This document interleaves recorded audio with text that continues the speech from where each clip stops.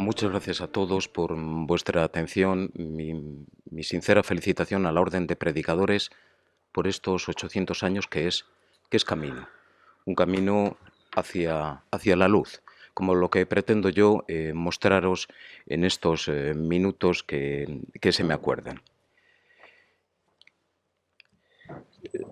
Sin duda, Sin duda fue el espíritu evangélico el que animó a aquellos misioneros, dominicos y otros, a dar la vuelta al mundo para predicar en Asia, sorteando amenazas externas y represalias de las autoridades celosas de su religión y de sus ritos, y a sabiendas de que la muerte podía ser en muchos casos el único destino. El seguimiento del Evangelium, buena nueva, vivido como un acto de fe y como una revelación, tuvo un gran alcance entre los frailes dominicos. La inquietud por el estudio, la predicación de sus miembros, unida al carisma misionero de su santo patrón, hizo que muchos desearan cumplir el sueño del Padre Domingo de llevar la palabra de Dios por todos los confines para ganar almas, cito, bien con celosas predicaciones, bien oyendo confesiones o entregándose a los demás con obras de caridad. La misión de Santo Domingo de Guzmán recibió de los apóstoles Pedro y Pablo, vade e predica, ha sido durante los 800 años de existencia de la Orden su gran proclama. Cierto es que ya desde los inicios, la evangelización del lejano Oriente fue para ellos como una obsesión, porque tenían conocimiento de que allí habitaba un gran número de seres humanos desconocedores del Evangelio. Si damos crédito a algunos autores, ya en el primer tercio del siglo XIII había llegado a China el gran apóstol dominico San Jacinto de Polonia. Desde los orígenes de la orden, numerosos predicadores se trasladaron desde el este de Europa hacia Persia y la India en su camino hacia China. De los conventos de Plurimanos y Aleluya de Etiopía salieron muchas misiones para la India, Siam, Pegú y China, como por ejemplo en 1390, según nos relata el padre Urreta. El celo misional habría de proseguir hasta el siglo XIV, momento en que el camino de Oriente quedó cortado para los occidentales por las persecuciones a los cristianos de los musulmanes, por la irrupción de los tártaros, la peste y el cisma de Occidente.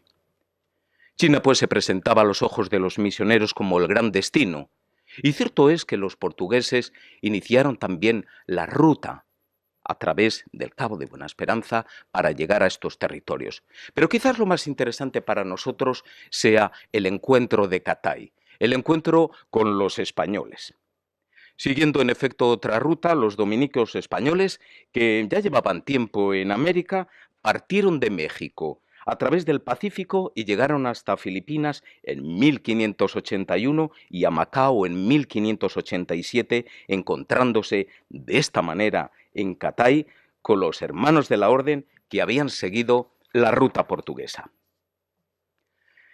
Las diferentes provincias que constituían la Orden de los Dominicos en España proyectaron la acción misional de común acuerdo con el pontífice y la corona. La provincia de España había sido la encargada de organizar las expediciones al Nuevo Mundo, y desde el convento de Salamanca partieron en 1510 los primeros misioneros que arribaron a la Española, y desde allí se extendieron por Cuba, Margarita y Venezuela, Panamá, Perú, México y Centroamérica y Nueva Granada, Ecuador, Chile, Florida y Argentina.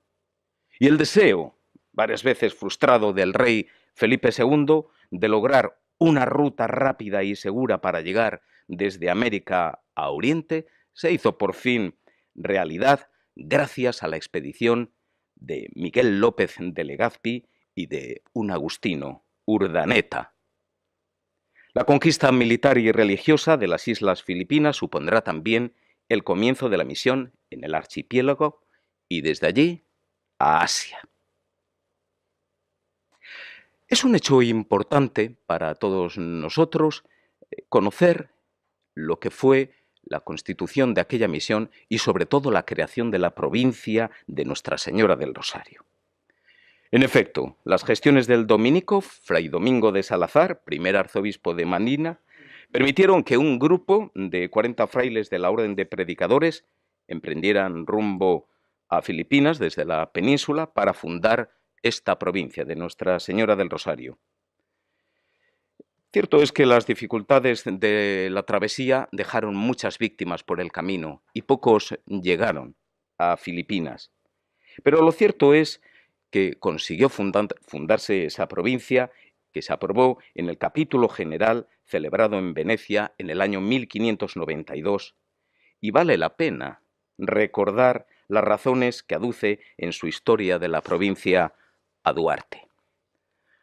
Pareció cosa indecente a los padres graves y santos de que estaba muy rica la religiosísima provincia que la orden tiene en México, y ajena a nuestra profesión, no hallarse religiosos nuestros en esta conversión nueva, la de Filipinas, de quien oían cosas tan grandes y necesidad tan extrema, y comunicándolo entre sí, convenían todos en que debía tratar de venir a ella.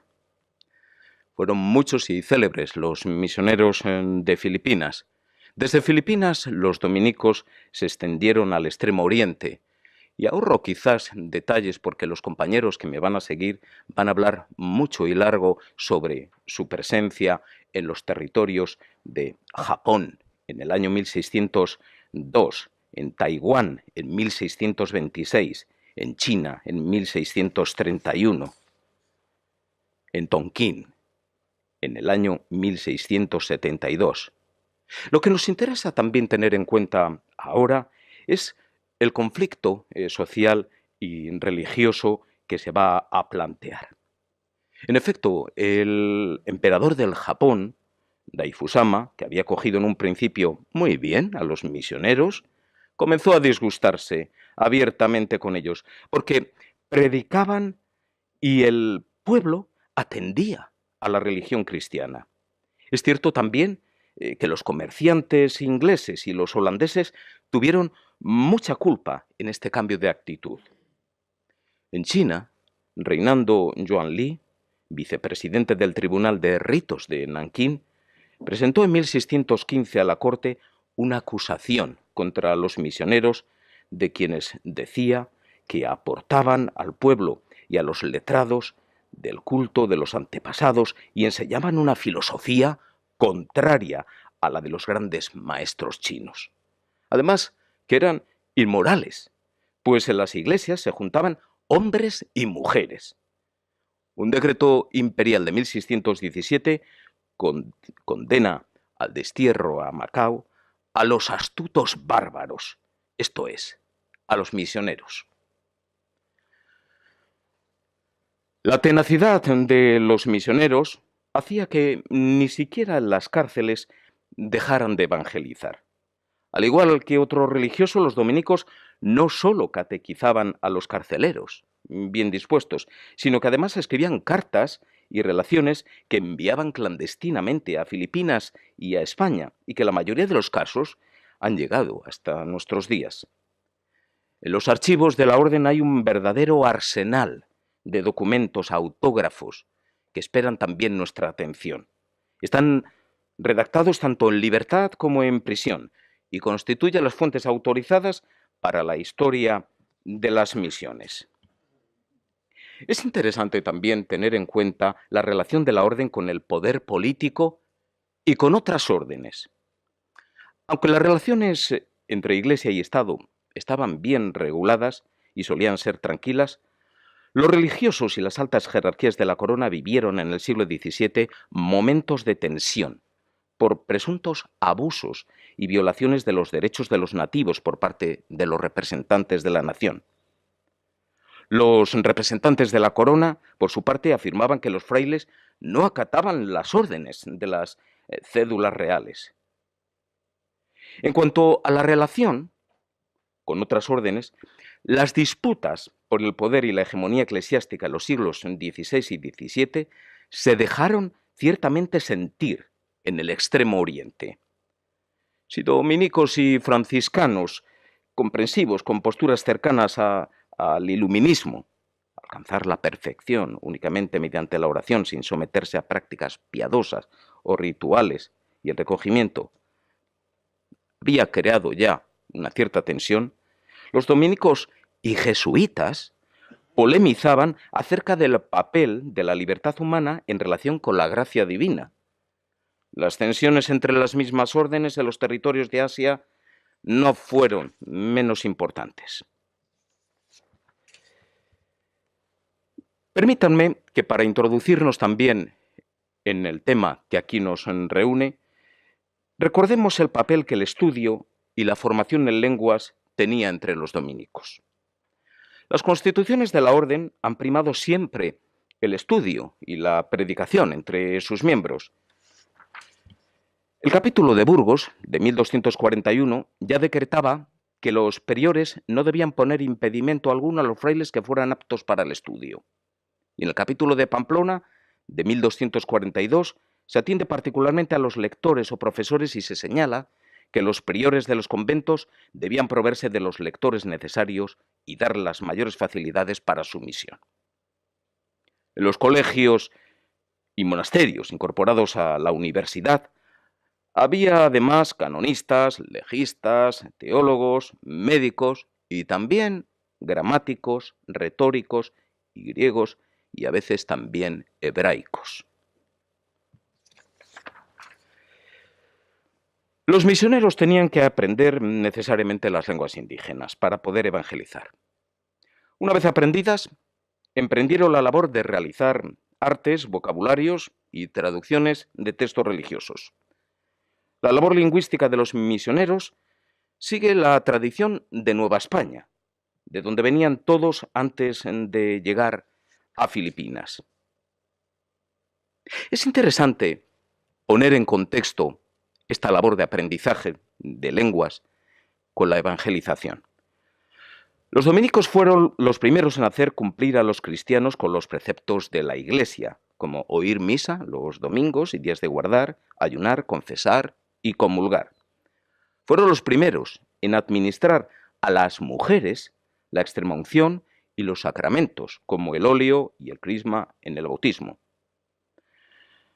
Lo que obligaron a bautizarse, a renunciar a toda superstición y a estar bien impuestos en la doctrina cristiana.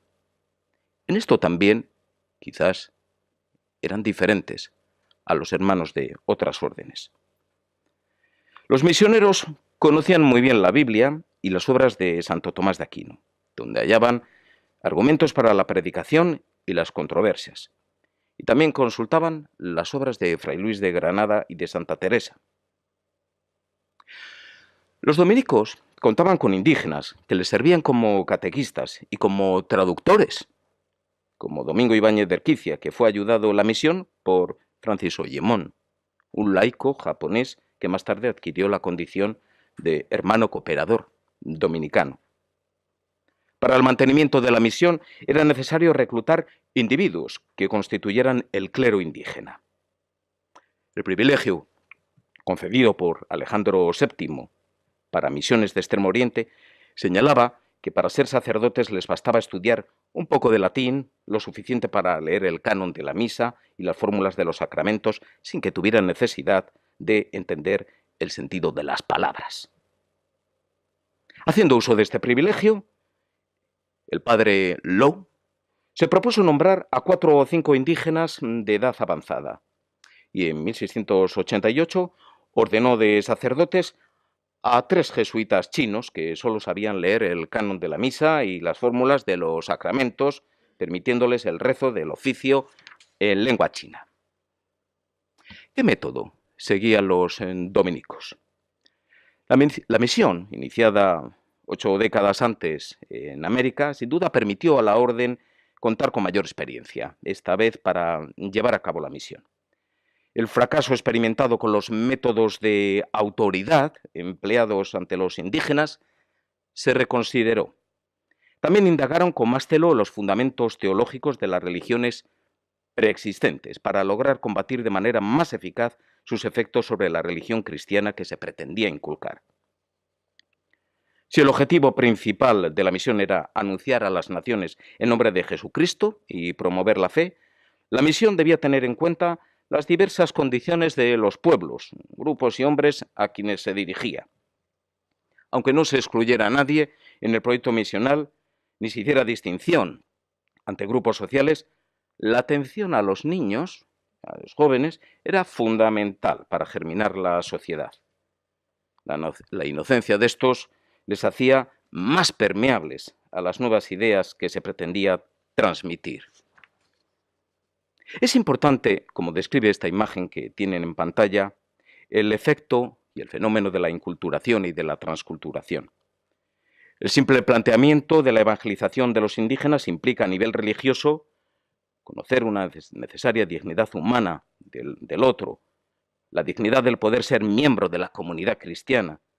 Entendiendo esto, podemos asumir que el misionero está dispuesto a aceptar formas de vida diferentes.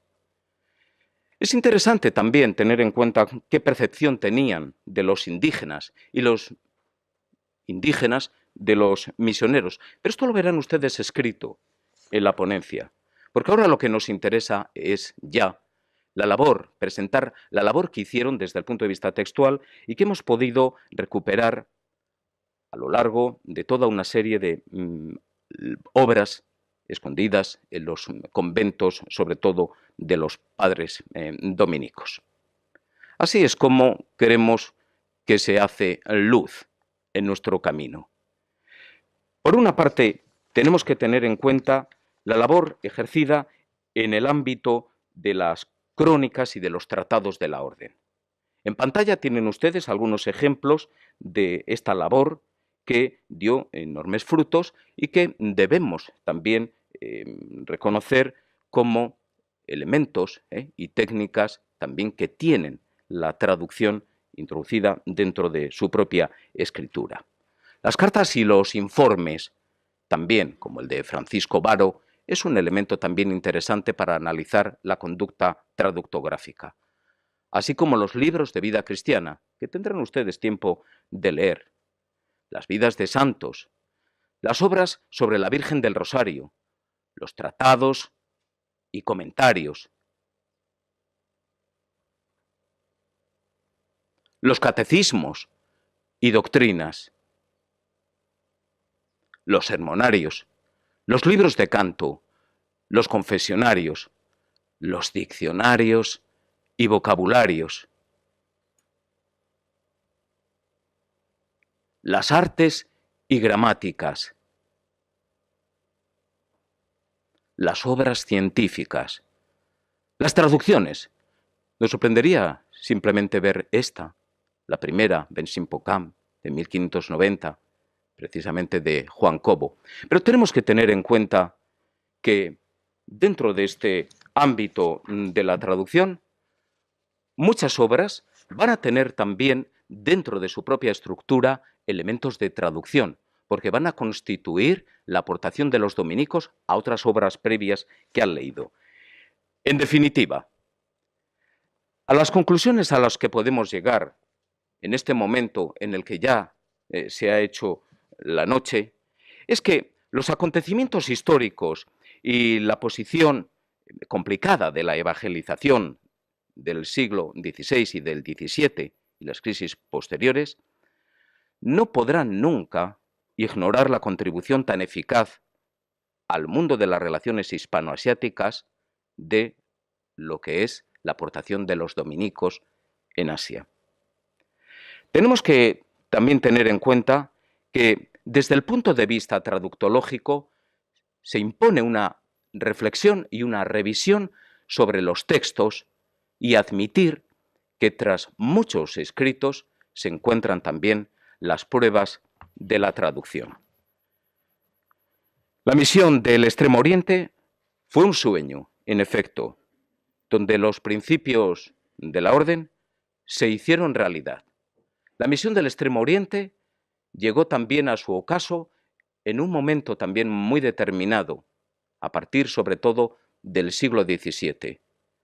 Pero hoy, 4 siglos después de haber iniciado la andadura, sigue existiendo. Los problemas derivados de su implantación en el territorio quizás han variado en lo sustancial, pero el problema más importante al que se enfrentaron estos dominicos fue el de trasladar una luz allí donde el sol nace. Muchas gracias.